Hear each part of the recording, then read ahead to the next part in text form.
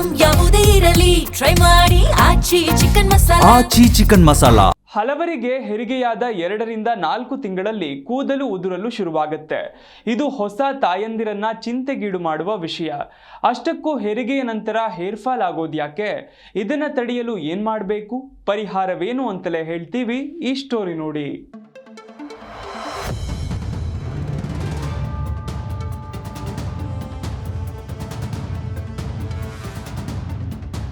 ಹೆರಿಗೆಯ ನಂತರ ಹೊಸ ತಾಯಂದಿರು ಎದುರಿಸುವ ಸಾಮಾನ್ಯ ಸಮಸ್ಯೆಗಳಲ್ಲಿ ಕೂದಲು ಉದುರೋದು ಒಂದಾಗಿದೆ.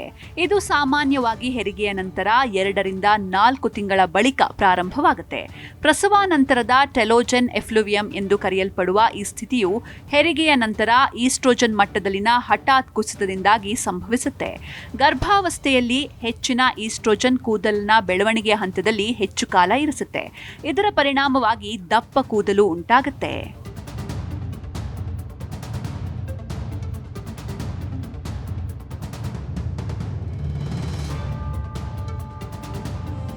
ಹೆರಿಗೆಯ ನಂತರ ಈ ಸಮತೋಲನ ಬದಲಾಗುತ್ತೆ ಮತ್ತು ಹೆಚ್ಚಿನ ಸಂಖ್ಯೆಯ ಕೂದಲು ಕಿರುಚೀಲಗಳು ಏಕಕಾಲದಲ್ಲಿ ಉದುರುವ ಹಂತವನ್ನ ಪ್ರವೇಶಿಸುತ್ತವೆ. ಈ ರೀತಿಯ ಕೂದಲು ಉದುರುವಿಕೆ ತಾತ್ಕಾಲಿಕವಾಗಿದ್ರೂ ಕಳಪೆ ಪೋಷಣೆಯು ಅದರ ತೀವ್ರತೆಯನ್ನ ಹದಗೆಡಿಸುತ್ತೆ ಮತ್ತು ಚೇತರಿಕೆಯನ್ನ ವಿಳಂಬಗೊಳಿಸುತ್ತೆ.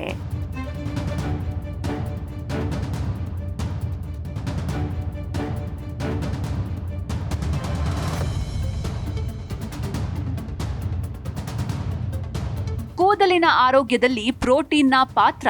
ಕೂದಲು ಪ್ರಾಥಮಿಕವಾಗಿ ಕೆರಾಟಿನ್ ಅಂದ್ರೆ ಒಂದು ರಚನಾತ್ಮಕ ಪ್ರೋಟೀನ್ ನಿಂದ ಮಾಡಲ್ಪಟ್ಟಿದೆ.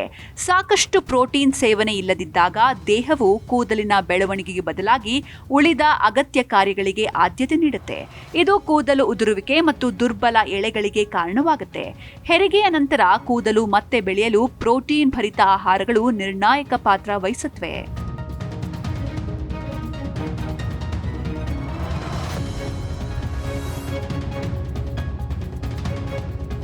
ಅವು ಕೂದಲಿನ ರಚನೆಯನ್ನ ಪುನರ್ ನಿರ್ಮಿಸಲು, ಕಿರುಚೀಲಗಳನ್ನ ಬಲಪಡಿಸಲು ಮತ್ತು ಒಟ್ಟಾರೆ ನೆತ್ತಿಯ ಆರೋಗ್ಯವನ್ನ ಸುಧಾರಿಸಲು ಸಹಾಯ ಮಾಡುತ್ತವೆ.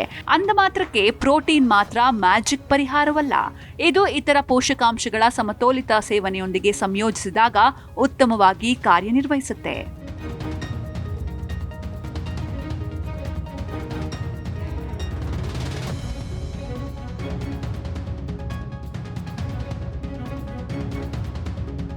ಹಾಗಿದ್ರೆ ಹೊಸ ತಾಯಿಗೆ ಎಷ್ಟು ಪ್ರೋಟೀನ್ ಬೇಕು ಅಂತ ಕೇಳಿದ್ರೆ, ಹೆರಿಗೆಯ ನಂತರದ ಮಹಿಳೆಯರಿಗೆ, ವಿಶೇಷವಾಗಿ ಹಾಲು ಉಣಿಸೋರಿಗೆ ಹೆಚ್ಚಿನ ಪ್ರೋಟೀನ್ ಅವಶ್ಯಕತೆಗಳಿವೆ.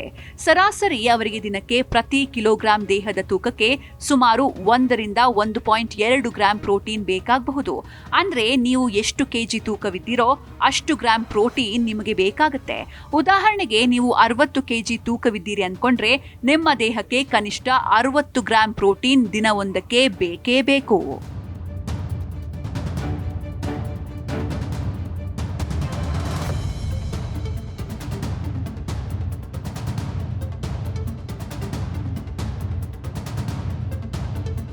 ಹೆರಿಗೆಯ ನಂತರ ಕೂದಲು ಉದುರುವಿಕೆಗೆ ಕಾರಣಗಳ ಬಗ್ಗೆ ತಿಳಿತಾ ಹೋಗೋದಾದ್ರೆ, ಹಾರ್ಮೋನುಗಳ ಕುಸಿತದಿಂದಾಗಿ ಈಸ್ಟ್ರೋಜನ್ ಮಟ್ಟಗಳು ಇದ್ದಕ್ಕಿದ್ದಂತೆ ಕಡಿಮೆಯಾಗುತ್ತವೆ. ಹೊಸ ತಾಯ್ತನದ ಒತ್ತಡ ಮತ್ತು ಆಯಾಸ ಕೂದಲಿನ ಚಕ್ರದ ಮೇಲೆ ಪರಿಣಾಮ ಬೀರುತ್ತೆ. ಕಬ್ಬಿಣ, ಪ್ರೋಟೀನ್, ಜೀವಸತ್ವಗಳಂತಹ ಪೌಷ್ಟಿಕಾಂಶದ ಕೊರತೆ, ನಿದ್ರೆಯ ಕೊರತೆಯು ಒಟ್ಟಾರೆ ಆರೋಗ್ಯ ಮತ್ತು ಕೂದಲಿನ ಬೆಳವಣಿಗೆ ಮೇಲೆ ಪರಿಣಾಮ ಬೀರುತ್ತೆ.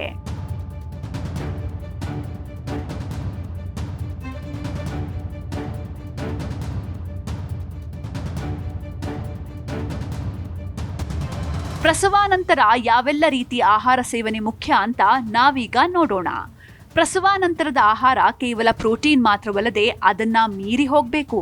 ಕಬ್ಬಿಣ, ಕ್ಯಾಲ್ಸಿಯಂ, ಸತು, ಬಯೋಟಿನ್ ಮತ್ತು ವಿಟಮಿನ್ಗಳಂತಹ ಪೋಷಕಾಂಶಗಳು ಕೂದಲು ಚೇತರಿಕೆಯಲ್ಲಿ ಅಷ್ಟೇ ಪ್ರಮುಖ ಪಾತ್ರ ವಹಿಸುತ್ತವೆ.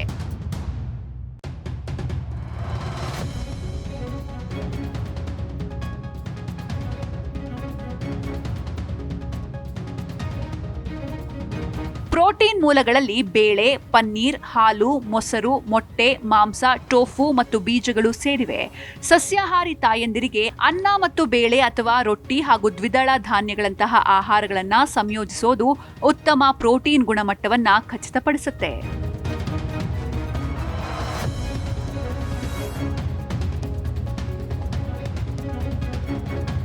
ಕಬ್ಬಿಣವು ಮತ್ತೊಂದು ನಿರ್ಣಾಯಕ ಪೋಷಕಾಂಶವಾಗಿದೆ. ವಿಶೇಷವಾಗಿ ಹೆರಿಗೆಯ ನಂತರ ರಕ್ತದ ನಷ್ಟವು ಕೊರತೆಗೆ ಕಾರಣವಾಗಬಹುದು.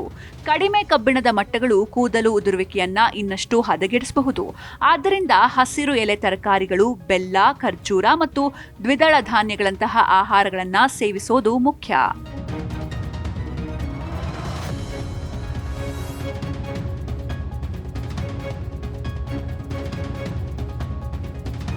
ಬೀಜಗಳು ಮತ್ತು ಎಣ್ಣೆಗಳಲ್ಲಿ ಕಂಡುಬರುವ ಆರೋಗ್ಯಕರ ಕೊಬ್ಬುಗಳು ನೆತ್ತಿಯ ಆರೋಗ್ಯವನ್ನು ಬೆಂಬಲಿಸುತ್ತವೆ ಮತ್ತು ಶುಷ್ಕತೆಯನ್ನ ಕಡಿಮೆ ಮಾಡುತ್ತವೆ.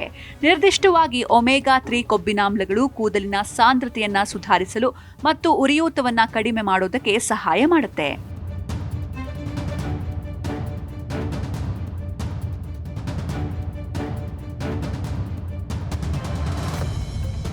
ಇನ್ನು ಕ್ರಾಶ್ ಡಯಟ್ ಮಾಡೋದು ಅಥವಾ ಗರ್ಭಧಾರಣೆಯ ತೂಕವನ್ನ ಬೇಗನೆ ಕಳೆದುಕೊಳ್ಳಲು ಪ್ರಯತ್ನಿಸೋದು ಕೂದಲು ಉದುರುವಿಕೆಯನ್ನ ಇನ್ನಷ್ಟು ಹದಗೆಡಿಸುತ್ತೆ. ಹಠಾತ್ ಕ್ಯಾಲೋರಿ ನಿರ್ಬಂಧ ದೇಹ ಅಗತ್ಯ ಪೋಷಕಾಂಶಗಳಿಂದ ವಂಚಿತಗೊಳಿಸುತ್ತೆ. ಹೆಚ್ಚಿನ ಕೂದಲು ಉದುರುವ ಹಂತಕ್ಕೆ ತಳ್ಳುತ್ತೆ. ಹೀಗಾಗಿ ಈ ಹಂತದಲ್ಲಿ ಇದನ್ನ ತಪ್ಪಿಸಬೇಕು.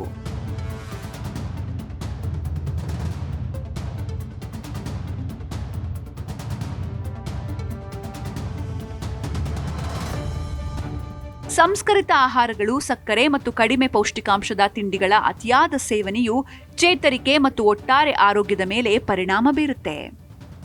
ಹೆರಿಗೆಯಾದ 6 ರಿಂದ 12 ತಿಂಗಳುಗಳ ನಂತರ ಕೂದಲು ಉದುರುವಿಕೆ ಮುಂದುವರೆದ್ರೆ ಅಥವಾ ಆಯಾಸ, ದೌರ್ಬಲ್ಯ ಮತ್ತು ಅನಿಯಮಿತ ಮುಟ್ಟಿನೊಂದಿಗೆ ಇದ್ರೆ ಅದು ಕಬ್ಬಿಣದ ಕೊರತೆ ಅಥವಾ ಥೈರಾಯ್ಡ್ ಅಸಮತೋಲನದಂತಹ ಆಧಾರವಾಗಿರುವ ಸಮಸ್ಯೆಗಳನ್ನು ಸೂಚಿಸುತ್ತೆ.